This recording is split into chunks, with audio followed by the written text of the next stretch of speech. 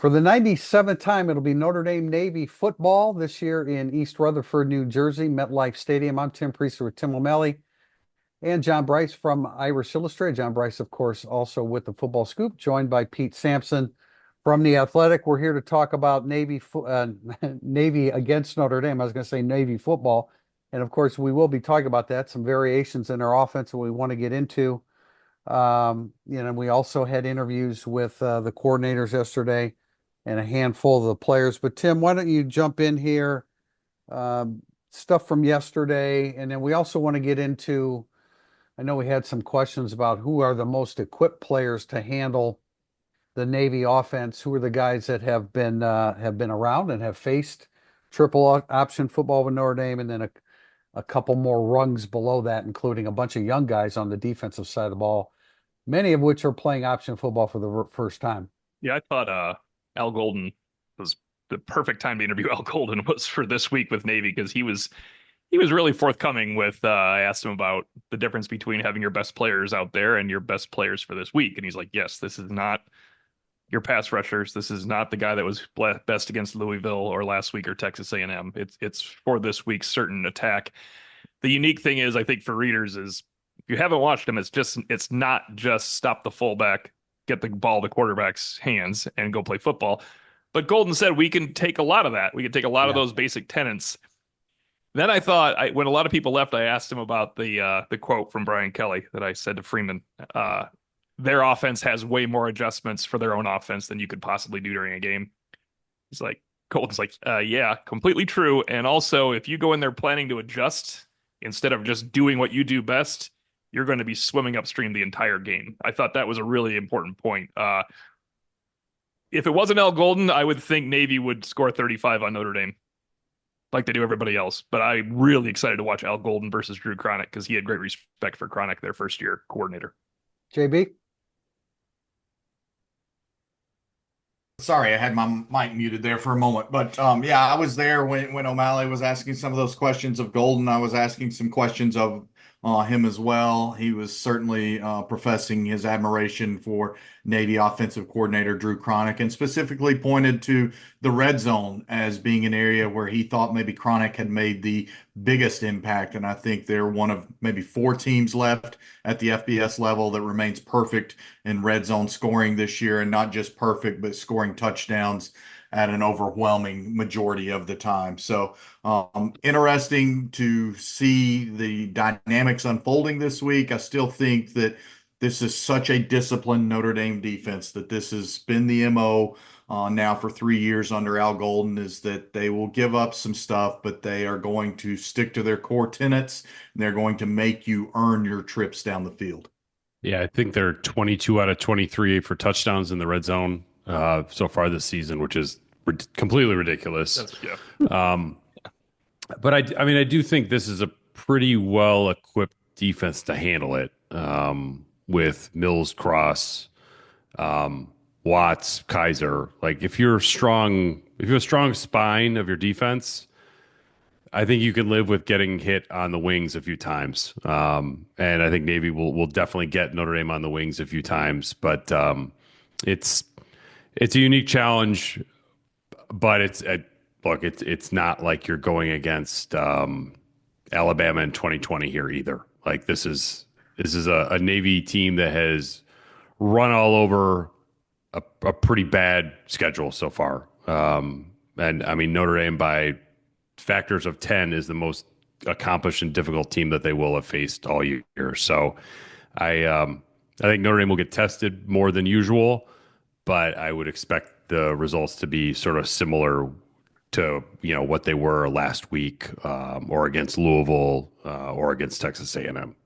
And Tim O'Malley, you've exactly what Pete just said. You've talked about being strong up the middle with the veterans, and that's certainly key. And the game has changed, it's evolved. But I go back to the days of Lou Holtz defending it, and it was just what you said, Pete. I mean, they'll absorb some of the outside pitches to the slot backs. They don't call them slot backs now. What do they call them, Tim? They've got a different name for it. But anyway, with the new coordinator. But yeah, it was always, and it's not just stop the fullback dive now, because that was always the first read. You've got the quarterback in the shotgun formation. We are going to see in watching Navy this week, we are going to see more formations than I think we've ever seen with the Naval Academy. And a lot of that stems from the shotgun and what they can do out of that. There's some interesting movement along the offensive line where they'll line up strong side left and then shift three guys to the right with the guard shifting over to the opposite side of the center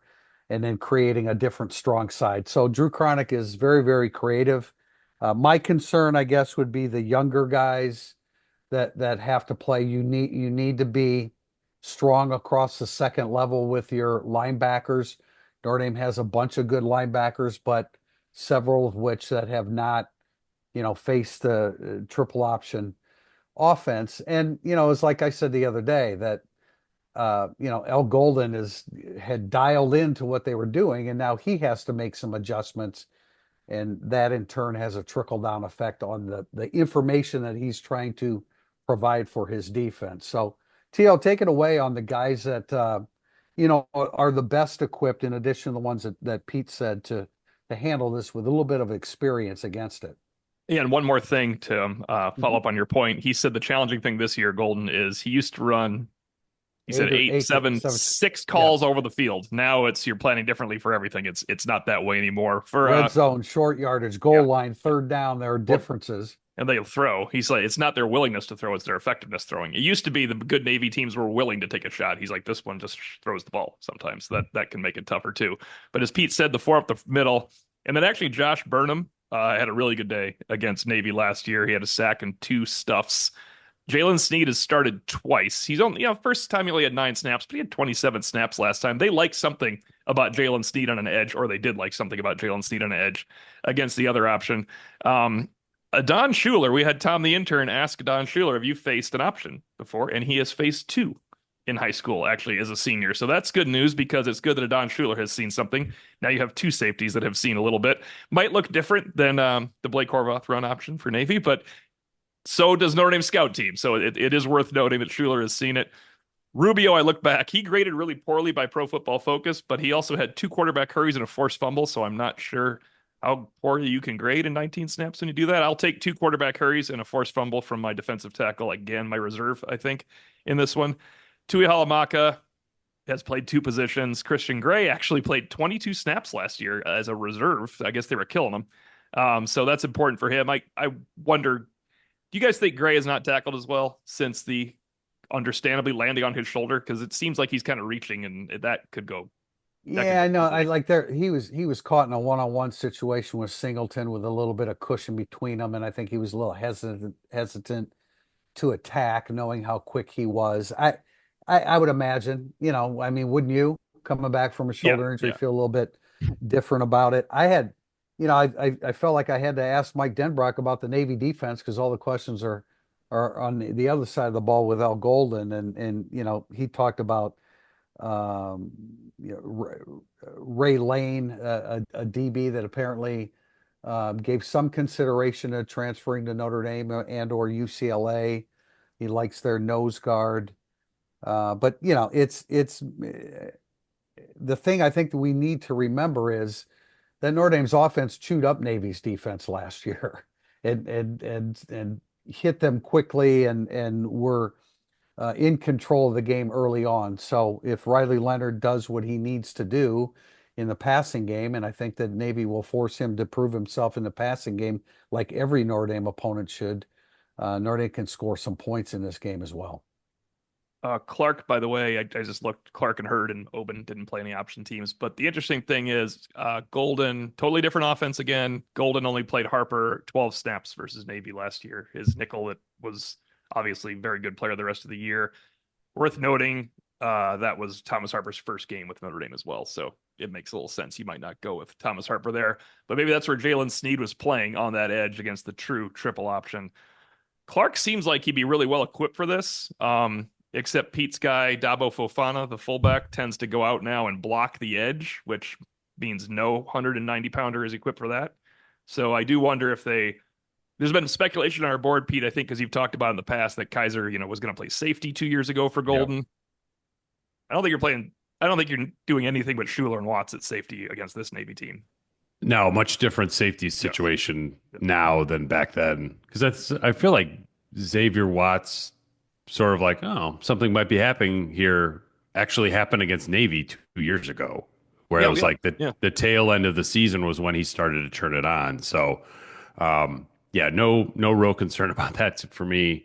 Uh, it's Jaden Osbury, Drake Bowen have played well lately. This is just a different kind of test of how locked in you actually are. I would tend to bet on them more than I would have Junior Tui Halamaka 2 years ago or Right. Prince Kali 2 years ago. So I think they're better in those positions than they are or than they were back then. Remember Bertrand was out, so it look it's a fun offense. I'm curious to see how Notre Dame defends it, but Notre Dame has better players at every position. And if you can figure out how to cut that loose and not, trip over yourself, then you should be good to go. And I mean, Notre Dame has done a good job of not tripping over itself this season defensively. I wonder what the odds are on a Xavier Watts interception in this game. I think they're pretty high. I think Horvath is going to make a mistake here, and this is the wrong secondary to make a mistake against in through the air. So looking forward to seeing that matchup. The red zone stuff is fascinating. I mean, 22 out of 23 is absolutely outrageous. Notre Dame's defense, very, very good, top 10. I'm not sure where they're ranked right now, sixth or seventh in stopping red zone touchdown percentage. So that's going to be a fascinating matchup. And I do want to change the topic a little bit. And I heard Rick Neuheisel on the radio yesterday or on Sirius XM and talking about Army. The topic was Army and Navy being undefeated and like a shift of power.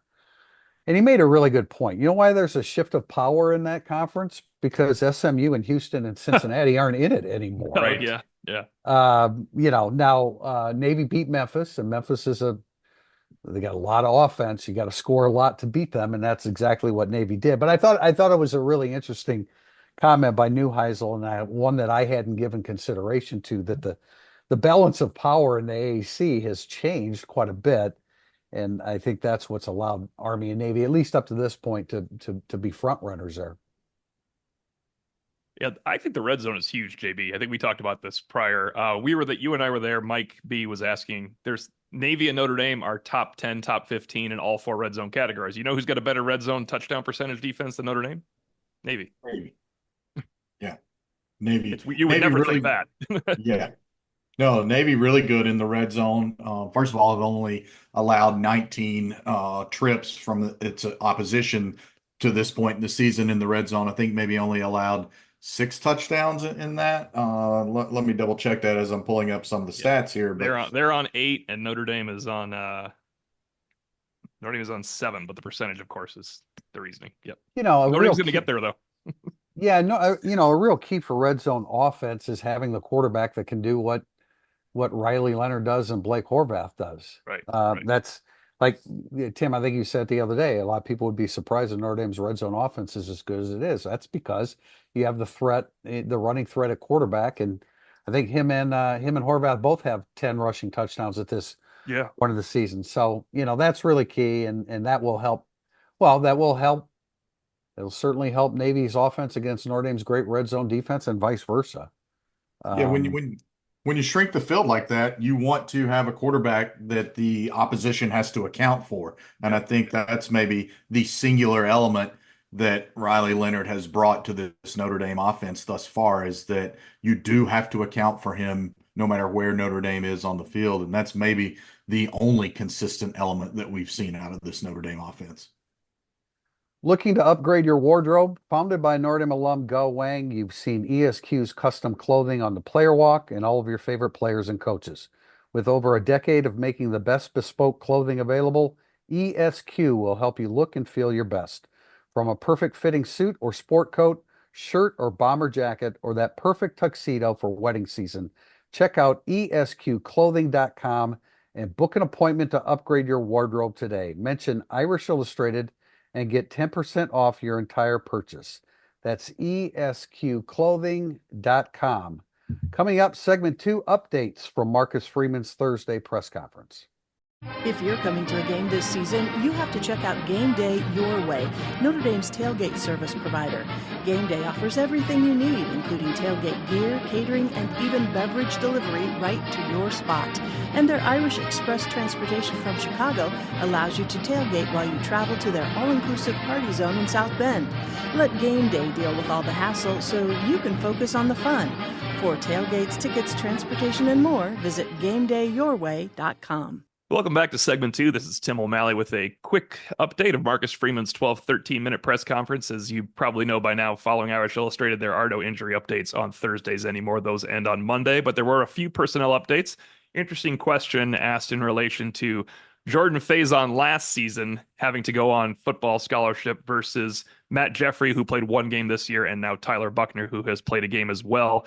Of course, with scholarships going to 105, it might not have mattered, but Freeman said that is not related. It all had to do last year with the unique nature of Jordan Faison coming on a recruiting visit in football. So he was actually a football recruit, even though he was foremost a lacrosse player with lacrosse financial aid. That really was all it was, the timing of his NIL. Matt Jeffrey was not involved in that this year, and as a senior, Tyler Buckner was completely not involved in that. But I don't think it would have mattered going forward anyway, because with the scholarships going up to 105, they would not have worried about that quite as much. The other personnel-related question involved a Colgate transfer, Max Hurleman, who we saw play a little bit of cornerback. Now, he has been one of Notre Dame's best special teams players this year. Obviously, if they get to Hurleman at corner, that could be an issue going forward against other teams. Hurleman actually plays mostly safety for Notre Dame. He's had to move to corner, according to Freeman. We found that out today in reserve with Benjamin Morrison out, Jaden Mickey hitting the portal, Chance Tucker out for the season as well. Carson Hobbs, he mentioned improving every day. It seems pretty clear Carson Hobbs would be the next corner in, should Notre Dame have the unfortunate instance of losing either corner. We talk about breaking points, so that would probably be the breaking point at Notre Dame if you're losing Leonard Moore or Christian Gray. But Carson Hobbs is the next man in. It seems Hurleman could be, since he's working at corner, perhaps ahead of Ben Minnick. Ben Minnick came in and struggled a little bit in the deep reserve nickel role there when Georgia Tech went down to score a touchdown. I asked Marcus Freeman why they're so good in the second and third quarter and why Navy is so good in the second quarter. It was actually fairly dominant. Notre Dame 59-7 after the break. Navy in the second quarter is 92-26. The Irish are almost as good at 76-16, as our Jack Freeman pointed out. 92 points might be related a little bit to the opponents that Navy plays in the second quarter, but Navy is dominant in the second quarter, so is Notre Dame. Freeman acknowledged that part of it is what we all think, that there are adjustments made by the coordinators and the head coach in both phases. They see what's happening to them. They're able to adjust on the fly, and that's really worked for them well in the last couple of seasons. But he also mentioned that credit to the players, because they've been able to adopt the mantra of this is the most important play of the game, even when it's the middle of the second quarter, even when it's the outset of the third quarter.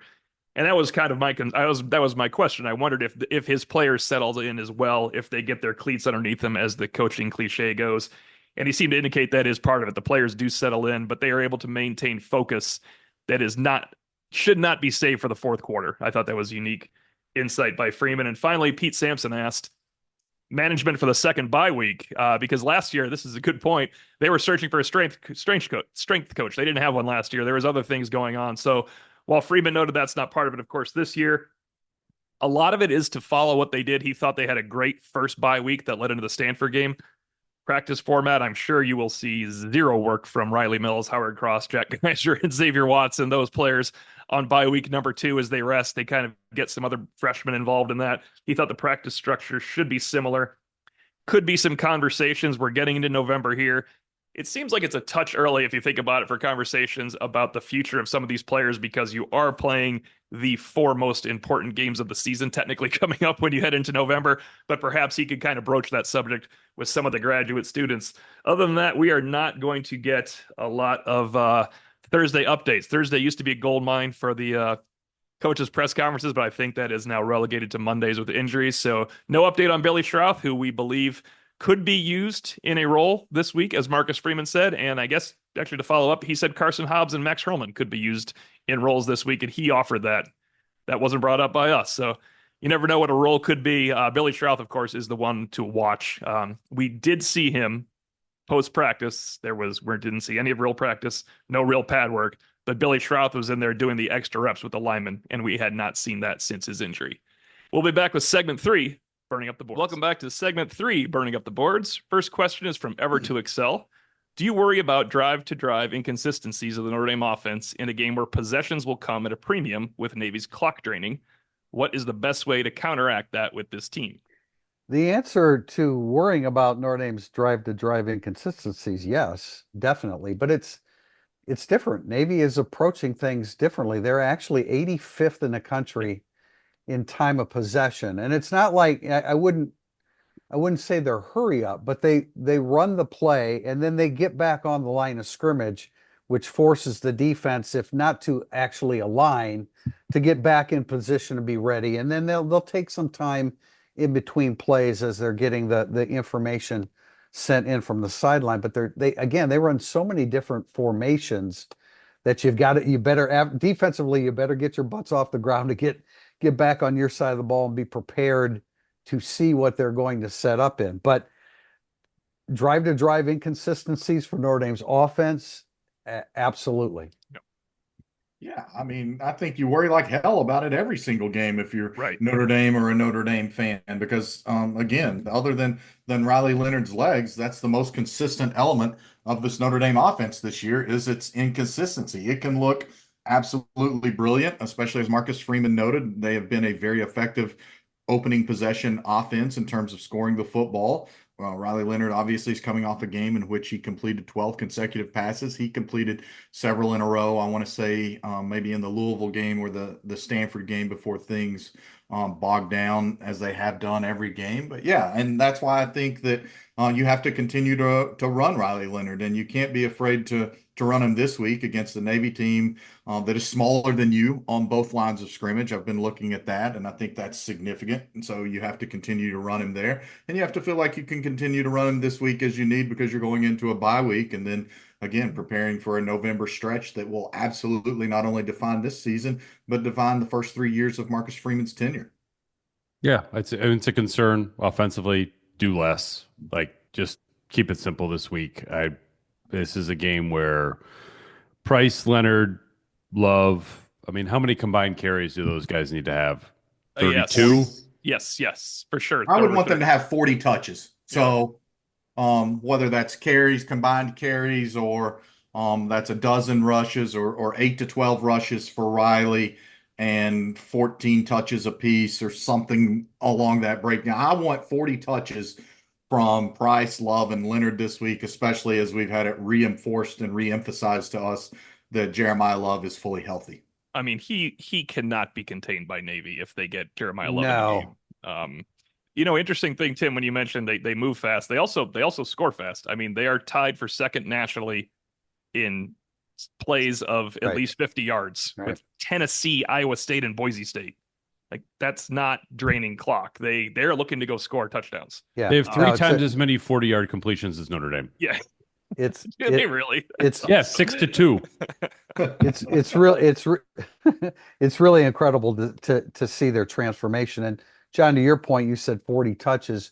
Last year, Notre Dame carried it 32 times for 191 yards, 6.0 average. But of course, Sam Hartman was a quarterback, not inclined to run. So I think they'll get to that 40 mark. Again, my point being, and I think Marcus Freeman said something about you have to be physical against them. I think he said it on Monday, and I think that is going to be an overriding theme. Notre Dame had 27 first downs against Navy last year. We can talk all about the differences offensively, but I don't think that the defense is a whole lot different. I definitely like some of the components on their defense. I asked Mike Denbrock about that, and he brought up Ray Lane. He brought up their nose guard. I think he was referring to Landon Robinson. Their linebackers are good. They have some good individual parts. But again, Notre Dame had 27 first downs against that defense last year. There's no reason why they shouldn't expect 24 this coming Saturday. Next question from Judge Arthur Vandelay. How do you expect Indy to line up on defense? In the past, they've usually had 8 guys close to the line of scrimmage, either 5-man front with 4 LBs possibly. But with Navy's enhanced passing attack, do you think Indy plays a more typical but not nickel defense? Pete, why don't you chime in here first?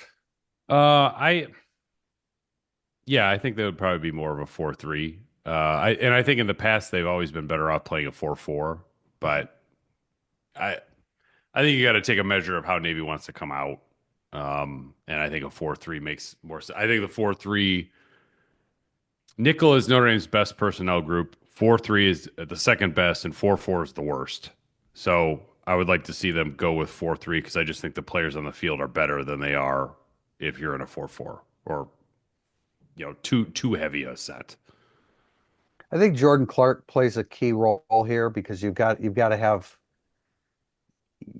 pass defenders too. I mean, I think that I think he can hold up against the run against his team. That's my main question. I don't know. Why? I mean, why Yeah. couldn't you have Clark Whether at he corner? can.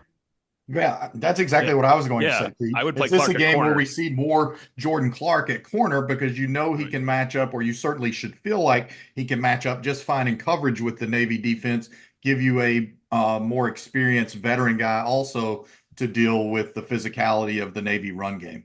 Yeah, he spent a lot of time last year at Arizona State in the box on the second level. So I think we see a lot of Jordan Clark. I think we see a Xavier Watts interception somewhere along the way. As good as Blake Horvath has been, I mean, let's be real. He's not an experienced thrower of the football, and our Navy expert, uh, uh, Bill Wagner. Bill Wagner. Thank you. As I knew Bill. Bill Wagner said that they're all kind of surprised at how good that he's been in the passing game. So uh, there will be variations, of course. It's Al Golden's defense. He's not going to just stick in one front to try to defend it. But it's going to be fun. I hope not too fun from Navy's perspective, but they are going to throw a ton of formations at Notre Dame. And I asked Al Golden, how do you give your defensive players, especially your young defensive players, the information that they need in 3 days, a short week, 4 days, whatever, and not overwhelm them? And he said, you throw it all, and this makes sense, of course. You throw all of the stuff that they need to know at the beginning of the week, and then you start, homing in on, exactly how they need to defend it. Because you can imagine some of these young guys, your head is spinning when you're trying to adjust to this style of offense. Now throw in the fact that Drew Cronick has made it that much more difficult. Kind of a related note from Tater's dad 1. It's Navy week, so who is this year's Greer Martini? My vote is Jaden Osbury. And a follow-up, will the speed and athleticism of the linebackers offset the lack of experience, excluding Kaiser, or will it be used against them? And I think by Greer Martini, he's not including Jack Kaiser, who obviously is one of the players, but this is who's the guy that is an option specialist. Yeah, I don't know. Otherwise, it's Kaiser. Yeah, right, exactly. But I think Osbury's a pretty good pick. I would not be surprised if he were that guy. And again, I wrote Jordan Clark's name down in here with this question just because I think he's going to be, although he hasn't, didn't you say he hasn't had much experience? He hasn't played against it. I suspect that Jordan Clark is going to be one of the smarter defensive players on the football field for Notre Dame this Saturday. Yeah, I like the asking about Osbury there. I didn't get to speak with Drake Bowen. I don't know. Did anyone ask him if he faced much option in high school? And if I missed that, then no, I was there the whole time. Nobody asked about options. I would be stunned if he didn't face option in high school. Yeah. I would be really, really surprised by that. I just think the trio of Kaiser, Osbury, and Bowen, and again, the fact that Notre Dame should be the more physical team are elements that should lend optimism for what Notre Dame can do defensively this week. I understand, again, that's a vastly different Navy team. The midshipmen are doing a lot of great things, but they're still not going to be as big, as physical, or as talented as Notre Dame. I could be mistaken, but I think Kaiser was actually an option quarterback in high school. Yeah. He should have a pretty good sense of what this. Yeah, I think all these parts fit together. And I was trying to note, I think that in Navy's starting O-line, they've only got one guy even 300 pounds, and the rest of them, I believe, are 285 or smaller. So again, I just think these are elements that lend themselves to Notre Dame being able to have to adjust. Certainly, Notre Dame will have to adjust in this game, but Notre Dame should be able to control this game on both sides of the football. We have a question from ND Squad 23. What is going on with James Rendell and can he turn it around? I was excited with this offseason move and I really want him to succeed, but I don't know how many more 24-yard punts I can watch from our 6'6" punter. He's just inconsistent. I don't disagree with the question or the answer or the theory. I was excited to watch him boom punts too. I mean, full disclosure, we sit there in the press box and I will lean over to somebody when it's a regular everyday punt from your own 35. Just punt the ball far. Yeah. Just punt it far. Like, if that's where you're supposed to punt it far. If you're at the 50, I understand you're supposed to do stuff to pin it. They don't do coffin corners anymore. He rolls the ball. Punt the ball far sometimes. The first punt was a good 51-yard punt. Other than that, he's inconsistent. And we were, I think, all anticipating, not that anybody goes to a football game hoping to see a hell of a lot of punts, but I think we were you won't this Saturday, JB. Yeah, I think we were all anticipating Rendell being more consistent or effective than he has been, especially when we watched him working in the limited exposure we got in preseason camp. There was going to be an adjustment. It was expected there would be less of an adjustment, not only because of his talent, but because of his older age and maturity. And it's just been a slower adjustment than anyone has anticipated. Marcus Freeman has acknowledged they were asking him to do too much early in the season, use too many of those five-tool skills that he has as the five-tool punter.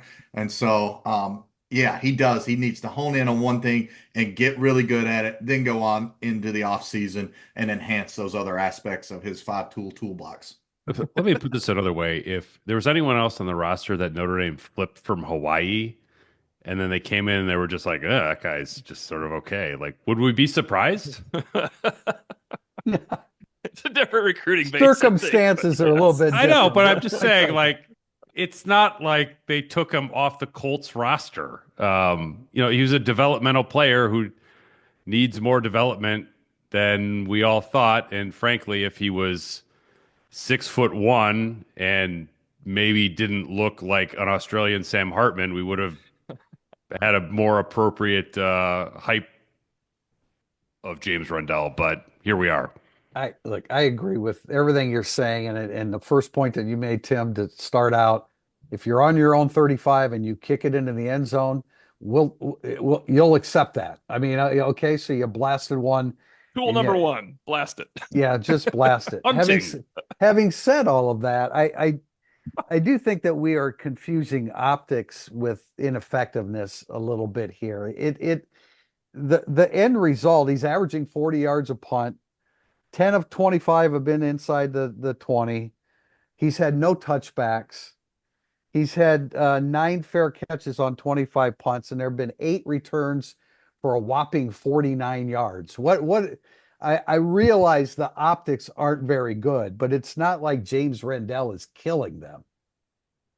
No, I think the concern is there's going to be a stinker punt against a team that's not Miami of Ohio eventually, and it's coming. Like that.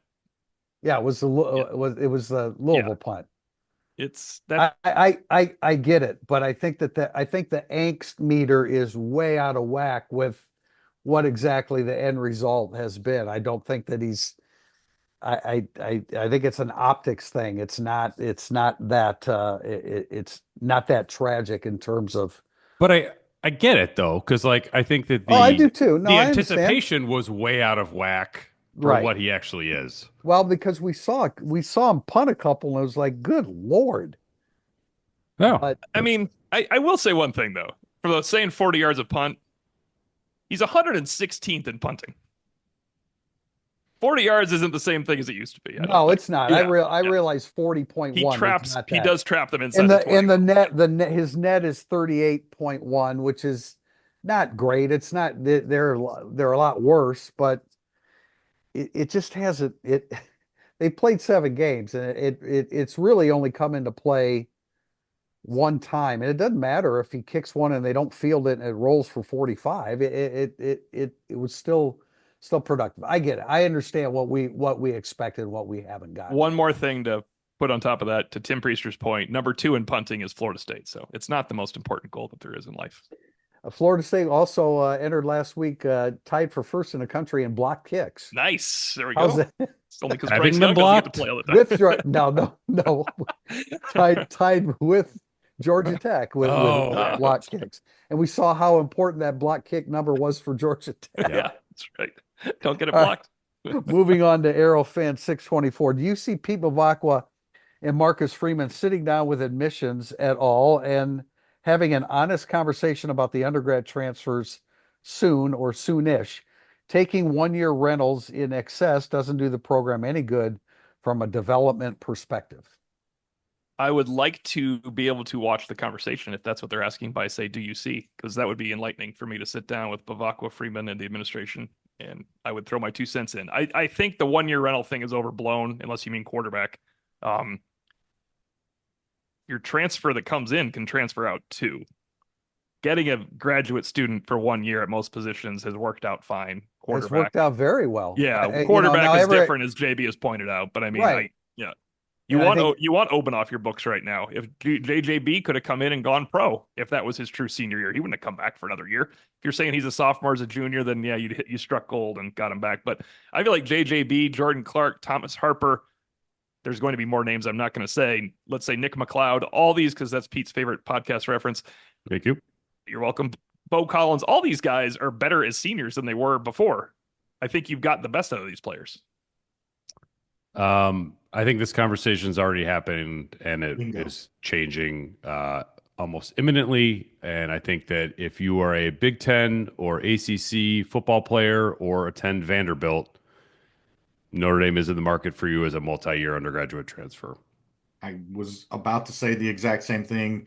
Not only do I see those conversations taking place, I would say I see those conversations continuing to take place. Those are Yep. conversations already taking place. Those are discussions already taking place. Notre Dame is, I don't want to say relaxing, because that implies maybe that They're Notre Dame changing. compromising. But yeah, evolving is how I'm going to say it. I would say Notre Dame is evolving its viewpoint on this. I think Pete Bavacqua is very cognizant of the changing dynamics in college athletics. Look, Notre Dame just launched Rally last month or whenever it was and wants to have its own NIL agency in-house to help broker deals for student athletes, not just football players. I think that alone gives you an indication of how Notre Dame is evolving its viewpoint, and it is already evolving that viewpoint. I was going to say something very similar because I think that there's a perception. It's like, okay, you know, there's Notre Dame football on this side and admissions on this side, and that may have been the case at various times along the way. I would say the conversation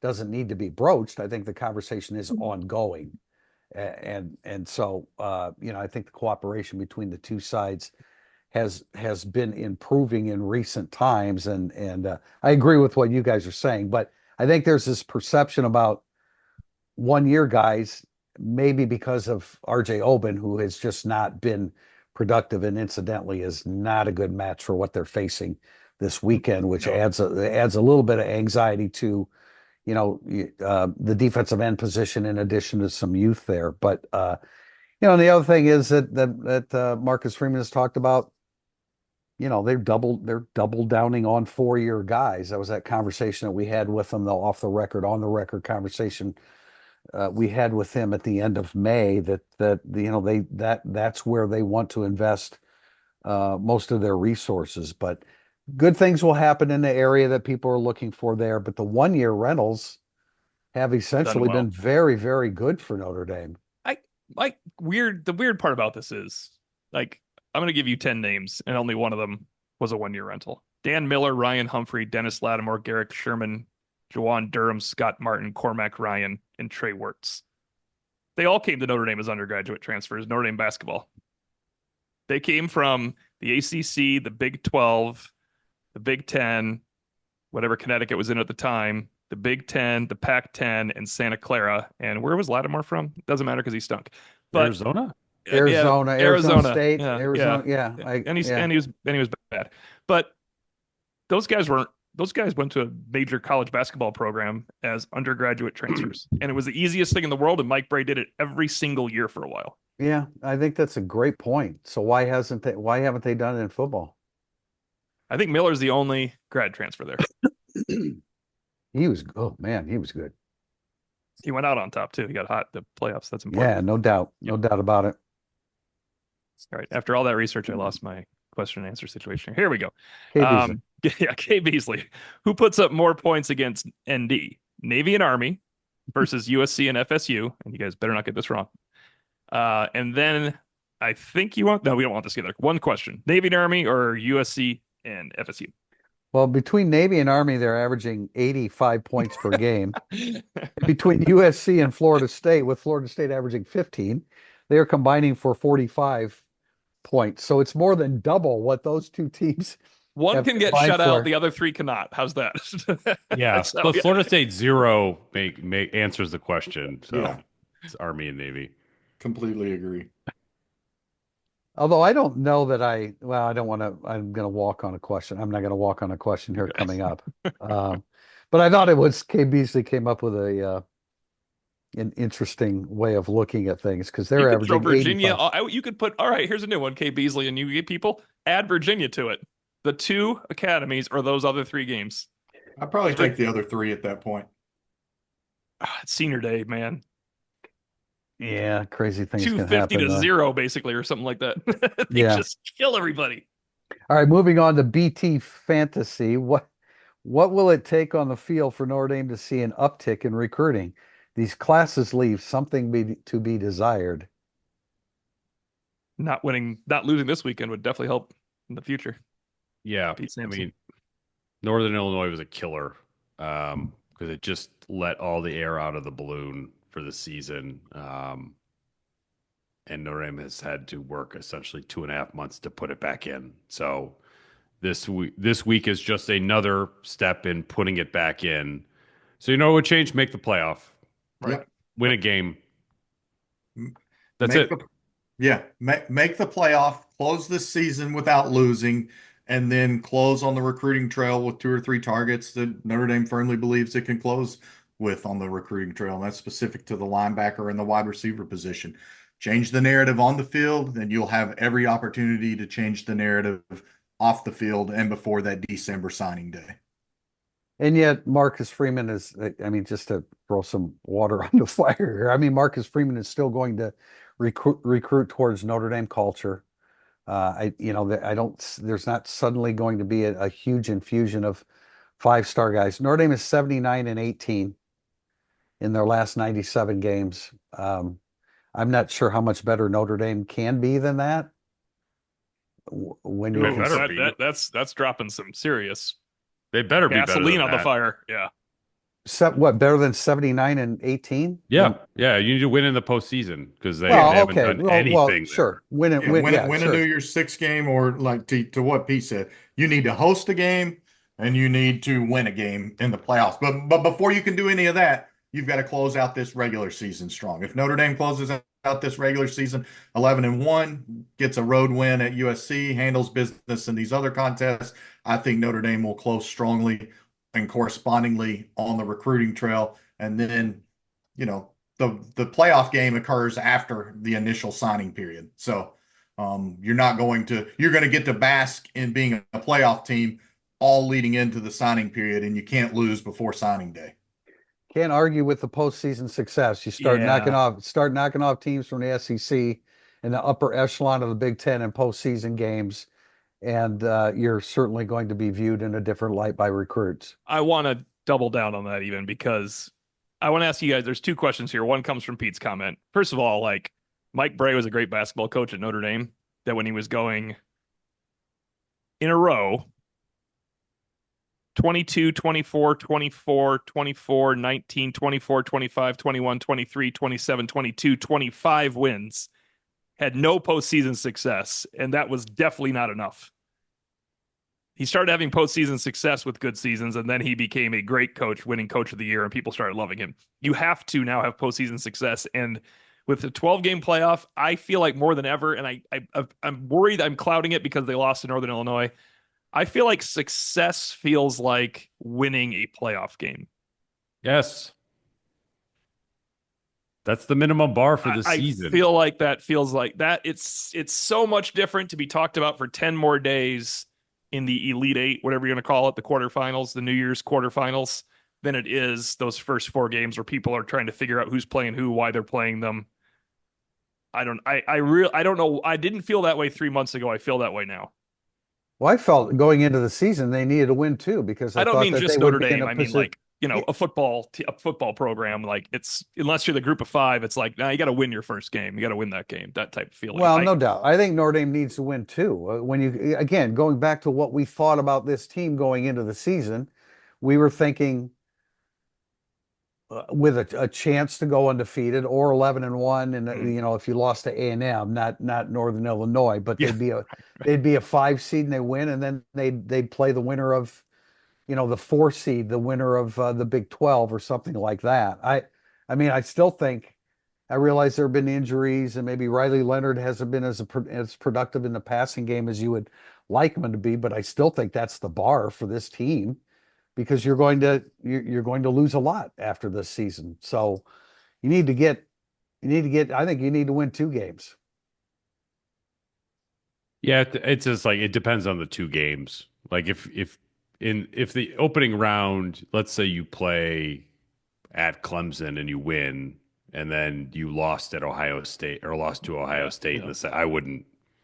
Yeah. I think you could argue like, hey, that was a successful season. But I think earlier in the year, my favorite group of 5 team, Tulane. If Notre Dame was going to beat Tulane in the first round and then lost to Georgia in the second round, you'd be like, like that just didn't feel as fulfilling as I wanted it to. But you got to beat let's just say Notre Dame needs to beat a Power 5 team in the playoff.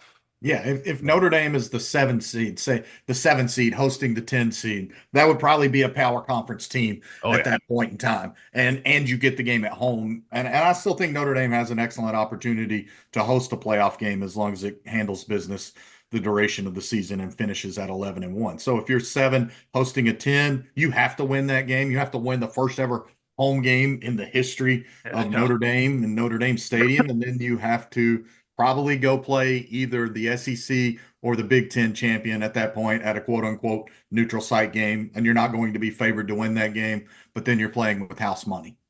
And if you win your first game and you lose to Ohio State, you know what we're going to hear? If not now, when? If not now, when? So, I mean, I still think the bar for this team has to be 2 wins. I realize, of course, you've got to get that 1 win and put yourself in that position, which is getting that second win is going to be really, really difficult. Question from KMO2111. Will Texas A&M be ranked ahead of Notre Dame in the first college football playoff rankings if both teams keep winning?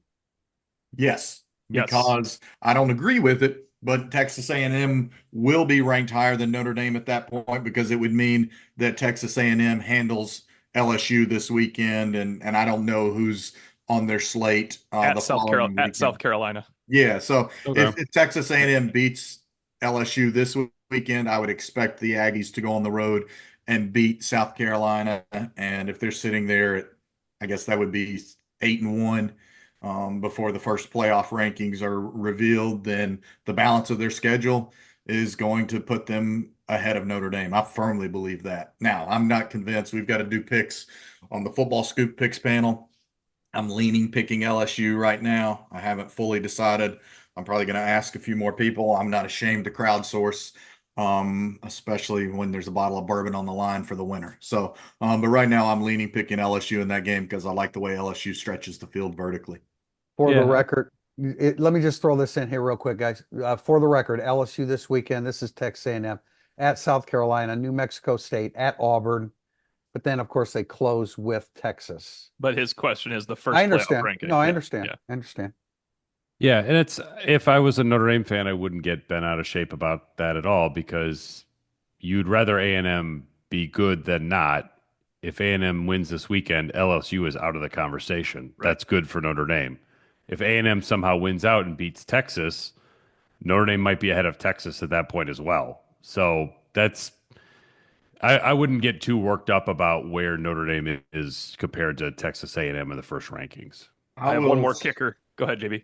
I would just slightly disagree with Pete. LSU is severely hampered if it loses this weekend. It still has a game at home against Alabama Vanderbilt, at Florida, and home against Oklahoma. If LSU goes 10-2 with only losses to open the season, neutral site USC and at Texas A&M, I think LSU would still be a playoff team. All right, hold up though.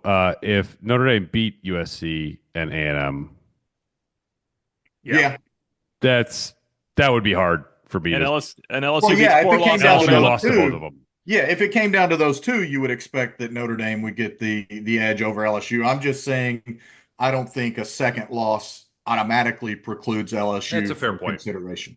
That's a fair point. I wanted to add one more reason that for the first playoff ranking, Notre Dame will be ranked below LSU. LSU will have beaten A&M and South Carolina in this scenario, and Notre Dame will have beaten Navy 2 weeks prior and sitting there in a bye watching other teams win when they come out and vote. That doesn't help you at all.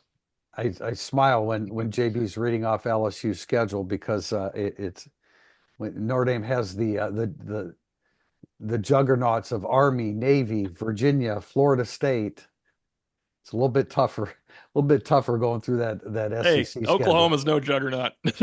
I realize Line that. them up all you want. I realize that, but that's just one of the teams that were mentioned. And not Notre Dame's fault that Florida State's a dumpster fire. Right. Now, no doubt. No doubt about it. Question from Factor 37 is Navy the first team?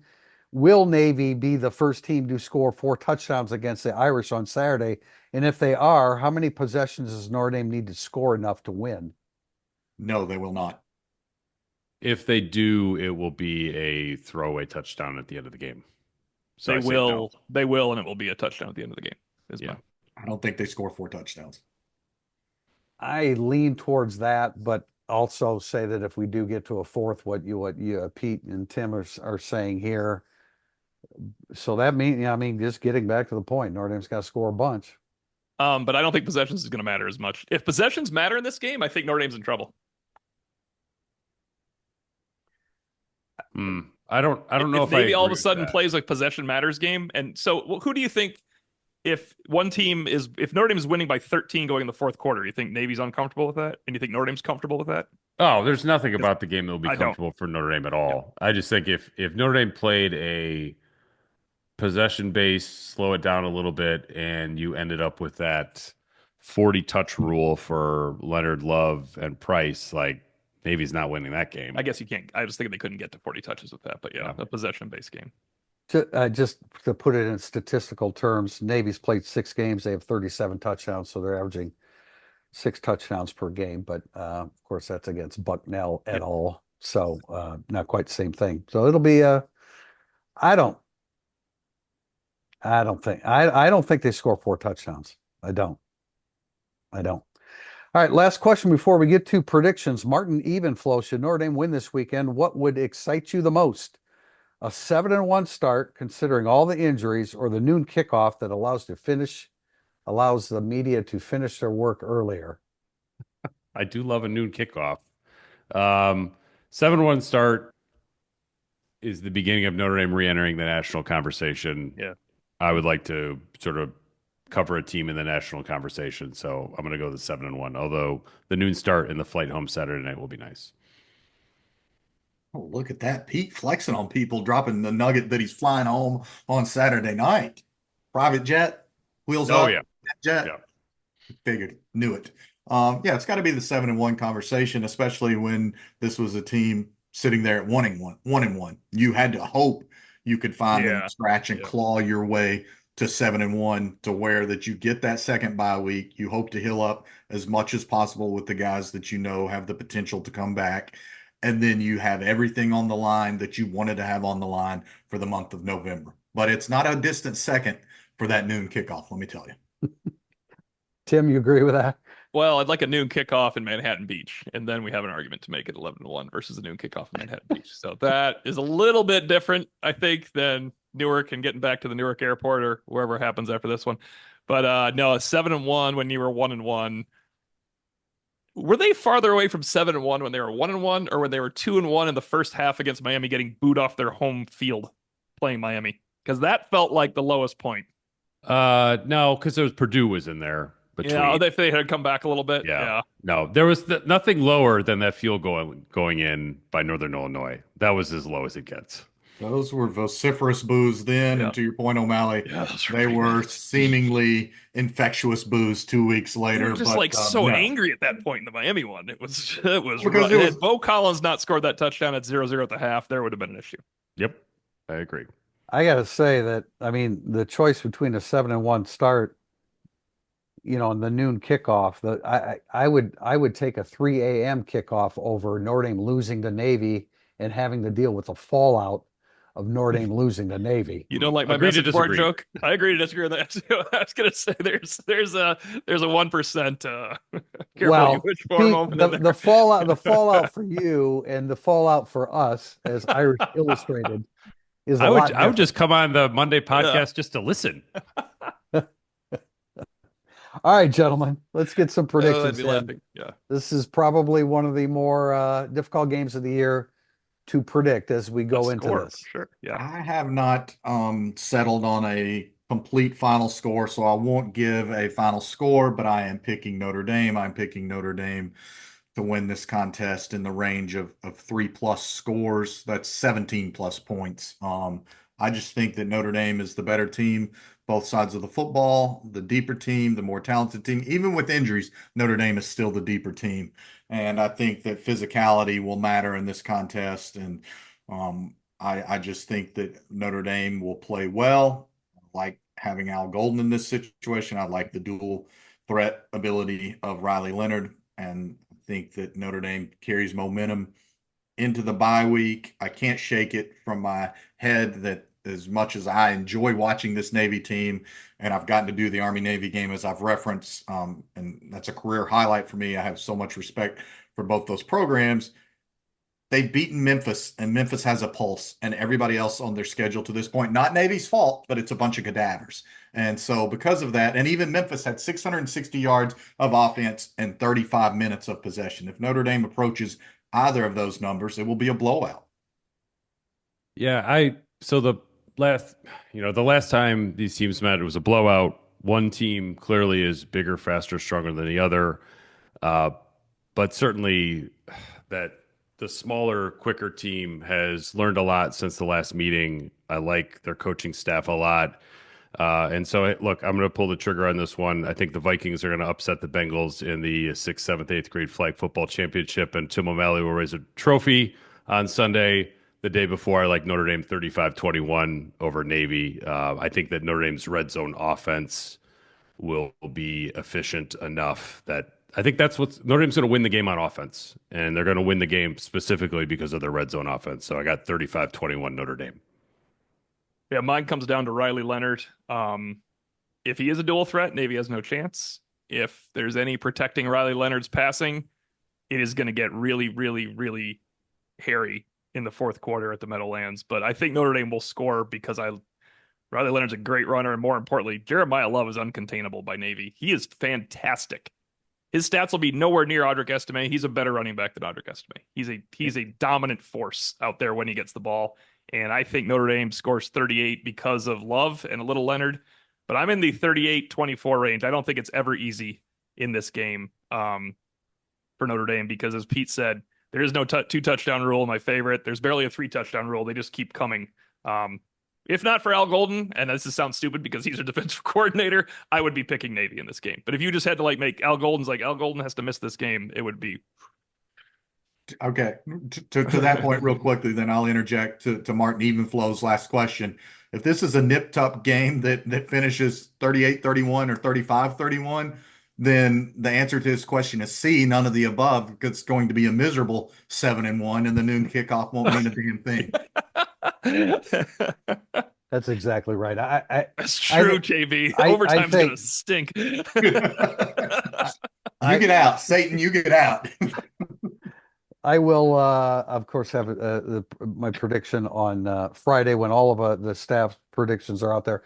Well, all I would say is there's a minimum of 5 Notre Dame touchdowns here, and that in and of itself is not enough for Notre Dame to pull or for Navy to pull the upset. So I see what's the line? What's the over under, Tim? What's a 52? Man, I think over, don't you? I do, but I'm 6-1 against the spread and 3-4 against over under. So don't ask me. I'm worse on both. So, all right, we'll get together with everybody out there when we are at the Meadowlands. Do they call it that anymore? East Rutherford MetLife MetLife. Stadium. Yeah, MetLife Stadium. Until then, Tim Priester, Tim O'Malley, John Bryce, and Pete Sampson. This has been Irish Illustrated Insider.